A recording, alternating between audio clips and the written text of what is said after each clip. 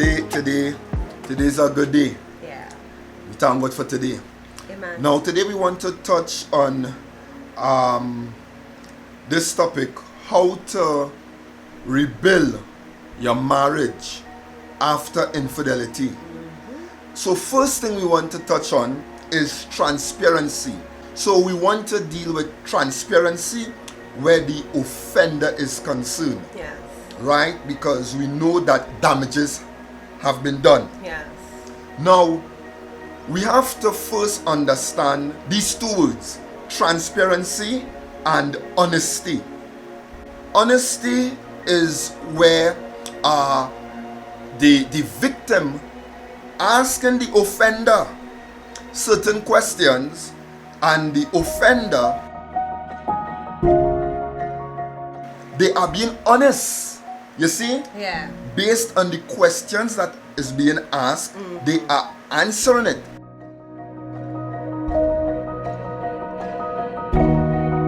Alright. Transparency now is where the offender take it upon themselves, you see, to give information. Without your spouse asking you. Say that louder again, baby. Without your spouse asking. Yes, transparent in your actions and all. You see, you're not hiding. You're not secretive. You see what I'm saying? Is in other words, it's like this. You're living now an open life. Open life. Your life is now a open book. To your spouse. That helps build trust. Yes.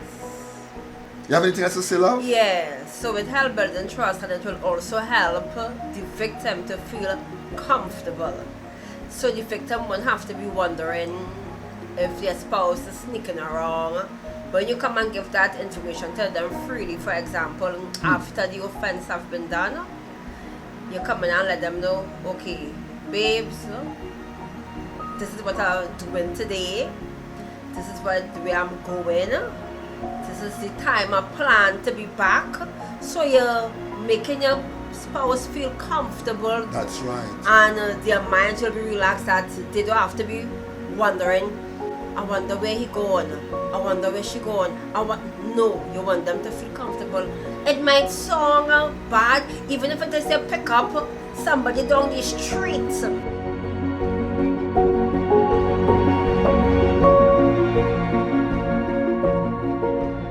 You want them to feel comfortable. It is once you decide to stay together after infidelity, you need to make your spouse feel comfortable. Yeah.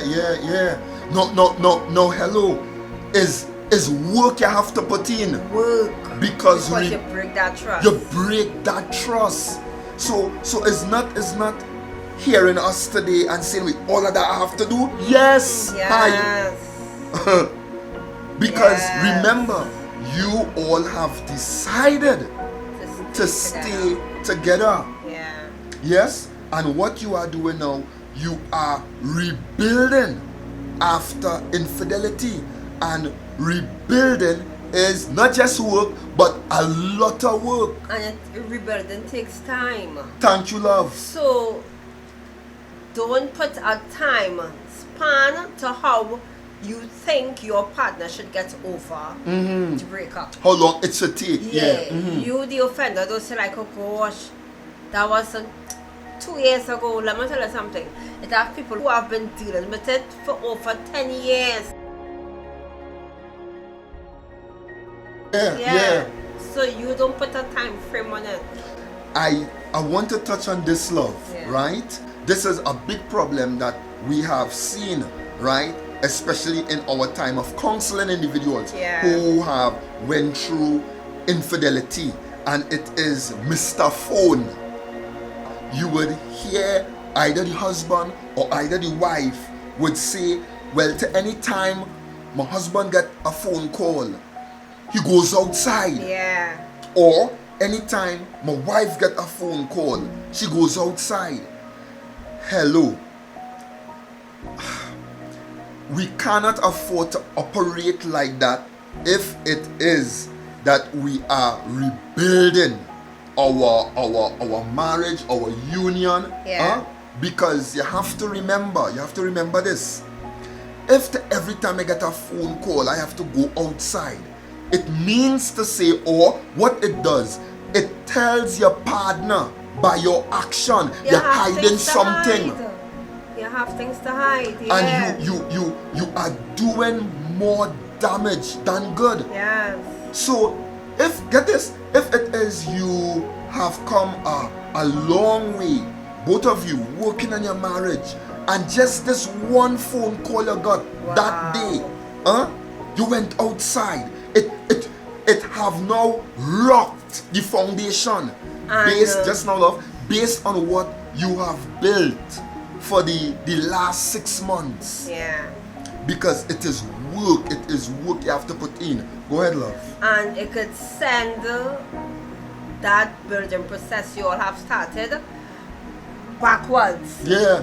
And the victim will be having, will be remembering things that just that phone call could cause a whole breakdown in the marriage.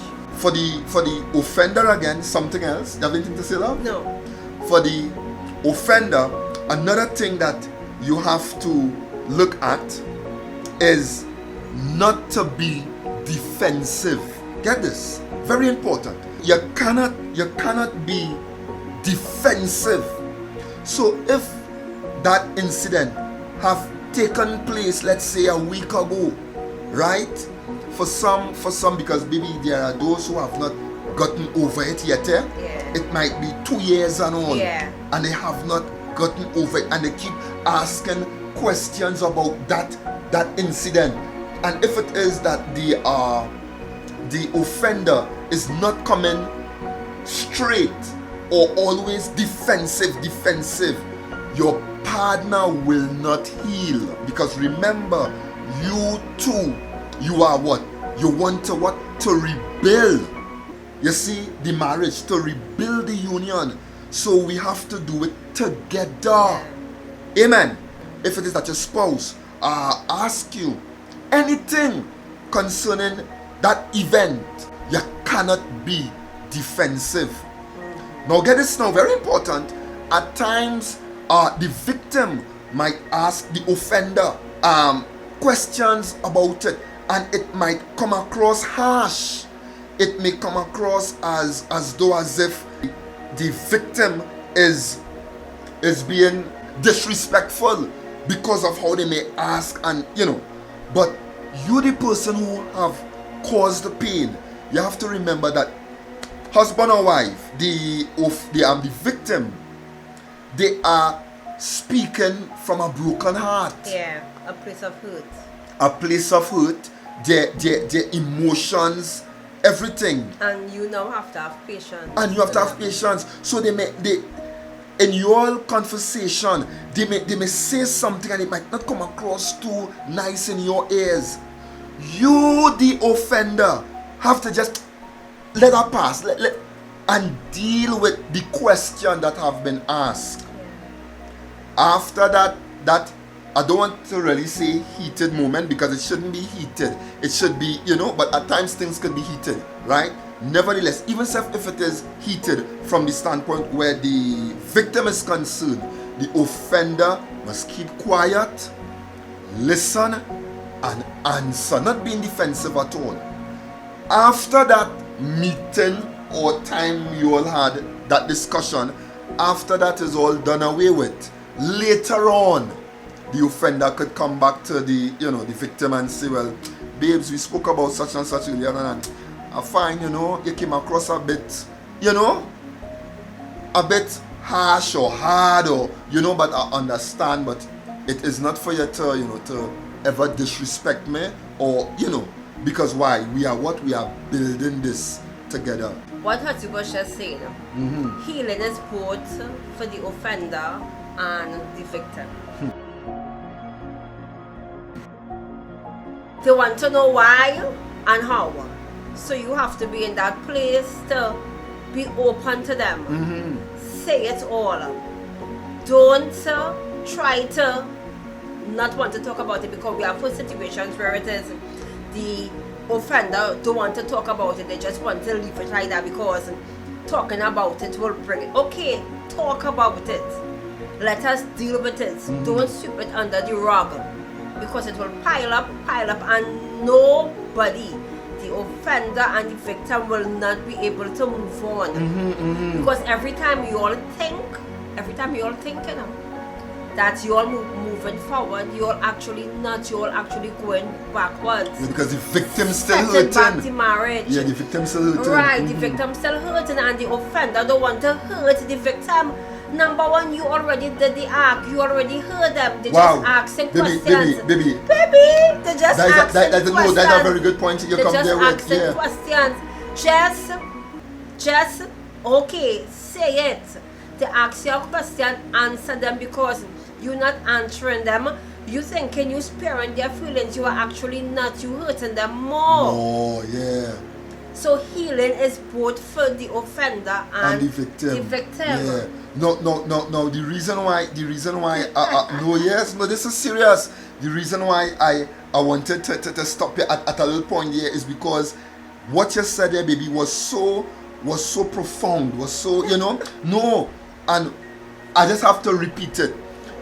And it was this part where you said that the offender might not want to hurt the victim feelings, you see, because of the fact that, well, okay, it had happened, let's say a year ago, if so long, or 2 years ago, right? But the offender don't want to bring it up because, you know, I don't want to hurt the victim feeling. And this is what you said. You have already hurt the victim.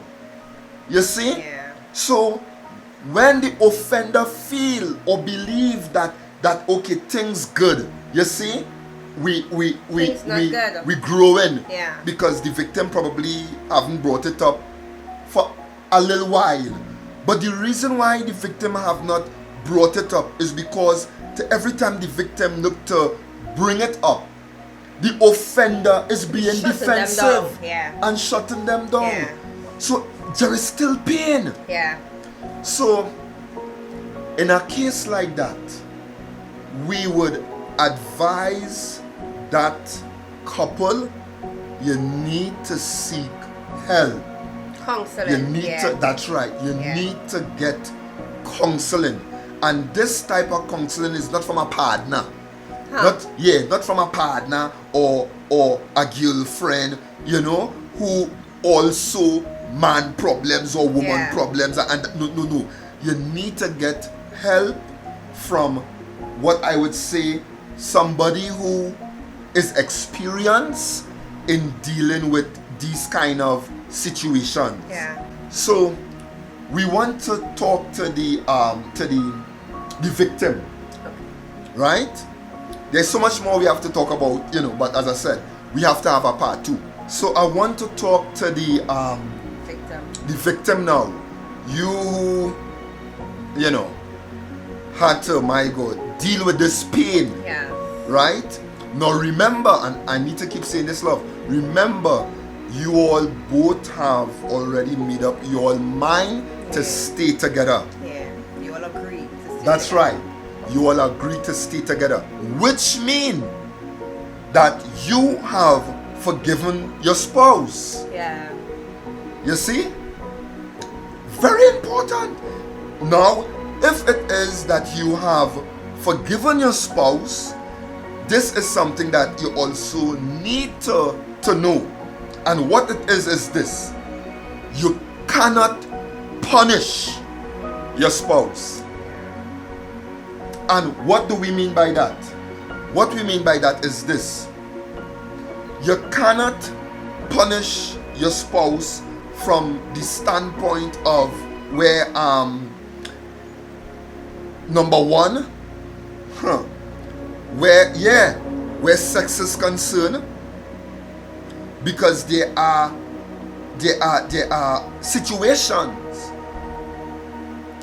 where infidelity took place. They both decide to stay together, more so the victim, decided, okay, I forgive you, you know, and we're going along. But we understand, yes, pain, yes, love, but because you did what you did, I ain't giving you no sex.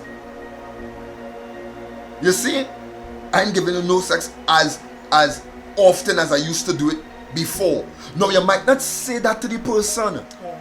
But your actions. but your actions, because no, if you operate like that, you are creating more problems. Remember, you all have decided to stay together. Yes, love? Yeah. To work things out. So you cannot be now punishing the offender. As well as when we talk about punishing, where punishing the offender is concerned, there is another point too. You cannot speak to the offender any old how And be disrespectful. and be disrespectful because you did what you did, you know. Now mind you may not be saying these words out. You did what you did, so I could treat you anyhow. But No, again, but your your actions. actions. Your actions. Yeah. Because of what the man did or the woman did, right? You angry. Action speaks for you, man. And because they cheat on you, you're speaking to the man any old how or the woman any old how. Yeah. No, you cannot punish your spouse in that regard. Reason being, hello, you all have decided to stay together and we are now rebuilding. So when Babes say earlier about withholding sex, you and your partner have to come to the place of transparency and trust where you all are both comfortable to start back to have sex. Very highly likely somebody will be cheated on and go and sleep with your partner within the next day Right. or the next week. Sometimes it may take months, but within that rebuilding process, you all have to be comfortable. Because I'm gonna tell you something. It could sex is something sacred, it's something lovely, it's something passionate. And you don't want when you all come together to have sex, it send the victim back into the state of wondering.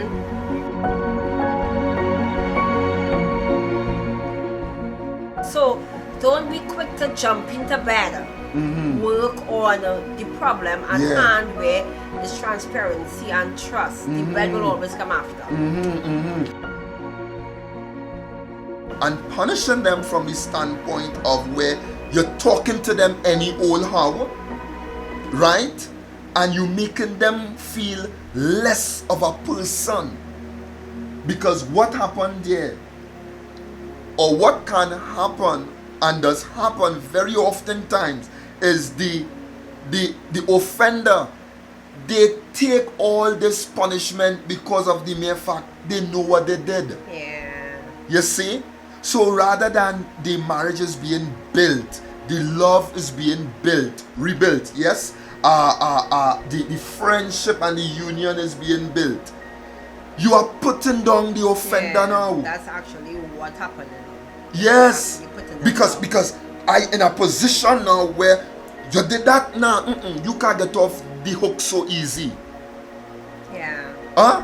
And you start to talk to the man or the woman any old how, and the offender believe that they have to suck up to that because they know that they did wrong. Yeah. That is problems. Yeah. You have to remember, listen, you have to remember both of you all have made up your mind to stay together. Therefore, your mindset must be one where, okay, we starting on a clean slate. Yes. What happened in time past happened. We can't undo what have already been done. So once it is that you all follow these steps, few steps, at least it would help you all to navigate as you all go through this this experience. once it is that the victim, you are not punishing your partner. Once it is that the victim is treating their spouse with respect still. Yeah. As well as for the offender now, once it is that the offender is being transparent. Once it is that, and this one especially maybe, once it is that the offender is not being defensive. Yeah. Yeah? Want to say anything else, love? Just basically everything you say, you know, I'm just if it is you have a cut, you have to deal with it. You have to clean the cut, you have to put medication on it, you have to be attentive to the cut fit to heal properly. So too with the marriage, with the rebuilding, take care of your marriage. Take care of it. Don't try to hide the things, just deal with it as hurtful and as painful as it is. Deal with it. Yeah. And we close off on this point. Get help. Yes. And you get help from people or from persons who are knowledgeable where dealing with those type of situation is concerned. Yeah. Yeah? Yeah. So that's it, dear love? Yeah. Yeah, so God bless. Stay blessed. Stay blessed. And you are blessed. You are blessed. And we are out.